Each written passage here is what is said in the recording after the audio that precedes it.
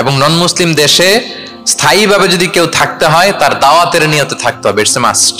I repeat, অমুসলিম দেশে ব্যবসা করতে যাবেন অস্থায়ীভাবে, ওকে। চাকরি, ওকে। চিকিৎসা পারপাস, ওকে। পড়াশোনা, ওকে।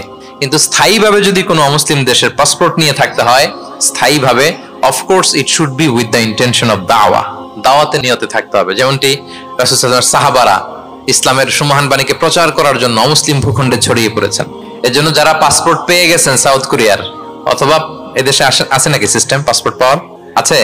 আচ্ছা, যারা পেয়েছেন বা প্রসেসিং এ আছেন যে আমি এদেশের পাসপোর্ট নিব, অফকোর্স আপনার দাওয়াতি নিয়তে থাকতে হবে যে আমি ইসলামকে ছড়াই দিব, এই নিয়তে আছি, তাইলে থাকাটা বৈধ। তা না হলে অমুসলিম ভূখণ্ডে কোনো মুসলিম স্থায়ীভাবে বসবাস করতে পারবে? রাসূল সাল্লাল্লাহু আলাইহি ওয়াসাল্লামের ভয়ঙ্কর ধমক আছে একটা, তিনি বলেছেন আনা বারিউন মিন কুল্লি মুসলিম ইয়ুকিমু বাইনা আযহুরিল মুশরিকিন, আমি ওই প্রত্যেক মুসলমান থেকে আমি বারি, তার কোনো দায়ভার আমার নাই যে অমুসলিম ভূখণ্ডে মুশরিকদের সাথে থাকে। হ্যাঁ, গভীর হুঁশিয়ারি, সতর্কবার্তা, ওয়ার্নিং।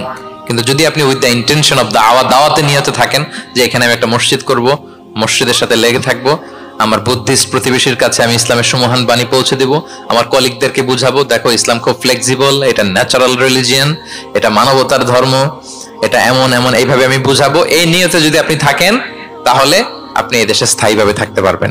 কথা কি বুঝতে পেরেছেন? এখন অন্যকে ইসলাম বুঝাইতে হলে তো আগে নিজের মানতে হবে নাকি? কথা বলেন। আপনি ইসলামের দাওয়া দিবেন, এখন আপনি নিজেই ইসলাম মানে না, তাহলে হবে? আগে নিজের মানতে হবে, কি বলেন? আগে নিজের ইসলামকে কি করতে হবে? মানতে হবে। আমার প্রিয় ভাইয়েরা, Islam is our identity, Islam is our honour, আমাদের সম্মান হচ্ছে ইসলামে। ওমর ফারুক রাদিয়াল্লাহু তাআলা আনহু বলতেন নাহনু কওমুন আ'আজ্জানাল্লাহু বিল ইসলাম, আমরা এমন জাতি যে জাতিকে আল্লাহ তাআলা ইসলাম দিয়ে সম্মানিত করেছে। ফাইনি বিতাগাইনাল ইজ্জাতা বিগাইরিহি আযাল্লানাল্লাহ, ইসলাম ছাড়া অন্য কোথাও যদি আমরা সম্মান তালাশ করি তাহলে আমাদেরকে অপদস্থ করে ছাড়বেন কে? একটাই মনোনীত ধর্ম আল্লাহ তাআলার কাছে, সেটা হচ্ছে ইসলাম। আওয়াজ করে বলুন, সেটা কি?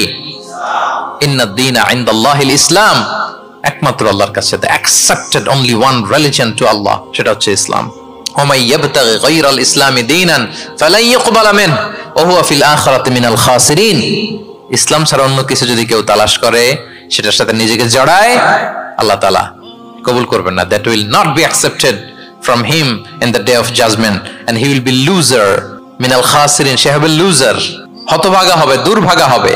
তাহলে আমরা যেন ইসলামকে আমাদের শেকড় হিসেবে কনসিডার করি, আমাদের ছেলে মেয়েদেরকে যেন ইসলামী তারবিয়ার উপর আমরা গড়ে তুলি, এবং ইসলামকে যেন আমরা ভেতর থেকে সবাই লালন করি, ধারণ করি, এবং ইসলামের সুমহান বাণীকে যেন আমরা পৌঁছে দেই সবাই অন্যদের কাছে। রাজি আছেন তো সবাই?